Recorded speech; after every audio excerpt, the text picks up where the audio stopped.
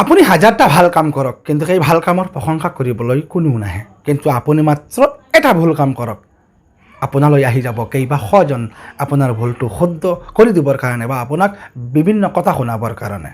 ঠিক তেনেকৈ এজনে বচাইছে কেইবাজনৰ জান, কিন্তু কোনেও সেইজনৰ প্ৰশংসা নকৰে। কিন্তু সেইজনে যদি এটা ভুল কাম কৰে, কেইবা শজন ওলাই আহি যায় সেইজনৰ বিষয়ে কটু কথা ক'বৰ কাৰণে। আপুনিও কৰিছে, ময়ো কৰিছোঁ সেইজনৰ লগত বিভিন্ন সময়তে কটু কথা, কিন্তু পেটৰ তাৰণাত সেইজনে সেই কৰ্মটো পাহৰিব নোৱাৰে বা কৰ্মটো এৰি দিব নোৱাৰে।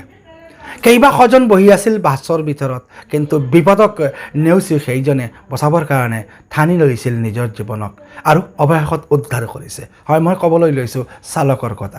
এই ভিডিঅ'টো চালকসকলৰ উদ্দেশ্যে। প্ৰায় সময়ত দেখা পোৱা যায় ছ'চিয়েল মিডিয়াত বিভিন্ন ঠাইত চালকসকলৰ ওপৰত বিভিন্ন ধৰণৰ বেয়া কথা বা চালকসকলৰ লগত বহুত ধৰণৰ অশ্লীল অভদ্ৰ ভাষা ব্যৱহাৰ কৰা হয়। কিন্তু সেই চালকজনে যেতিয়া কেইবা শজনৰ যান বচাবৰ কাৰণে নিজৰ জানৰ কথা চিন্তাই নকৰে, তেতিয়া কিন্তু কোনেও তেওঁক একো কৰিব নাহে। বাছখন ৰখাই থোৱা আছিল এখন পাহাৰৰ তলত, আৰু হঠাৎ পাহাৰৰ পৰা ভূমিস্খলন হোৱা আৰম্ভ হ'ল। কিন্তু সেই সময়ত যদি আপুনি সেই ঠাইত হ'লে হয় বা মই হ'লো হয়, হয়তো ইয়াৰ পৰা বহু দূৰত দৌৰি গ'লোঁ হয়। কিন্তু চালকজন যোৱা নাই। চালকজনৰ মনত এষাৰ কথা ভাবি লৈছে যে গাড়ীখনৰ ভিতৰত বহি থকা সকলো যাত্ৰী তেওঁৰে অধীনত হয়, গতিকে সেইসকলক বচোৱাটো তেওঁৰ ধৰ্ম, আৰু সেই তেওঁৰ ধৰ্ম পালন কৰি অৱশেষত উদ্ধাৰ কৰি ল'লে। কিন্তু কথা সেইটো নহয়। সেই চালকজনৰ এই প্ৰশংসনীয় পদক্ষেপত কোনেও একো নকয়, অকল ছ'চিয়েল মিডিয়াত ভিডিঅ'টো বিয়পাই দিছে বা সকলোৱে দেখা পাইছে।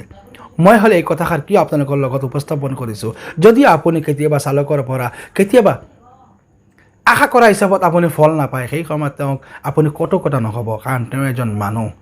পৰিয়াল পোহপাল দিবৰ কাৰণে এই কৰ্মটো কৰিছে। আপোনাৰ কুকৰ্ম, আপোনাৰ কটু কথা, আপোনাৰ বেয়া কথাবিলাক শুনাৰ পিছত তেওঁ নিজৰ কৰ্মটো এৰিব নোৱাৰে, কাৰণ সেই কৰ্মটোৱে তেওঁৰ এখন পৰিয়াল চলে।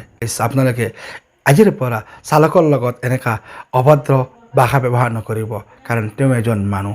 বিপদৰ সময়ত তেওঁ আমাক বহুত ডাঙৰ ডাঙৰ বিপদৰ পৰা উদ্ধাৰ কৰে।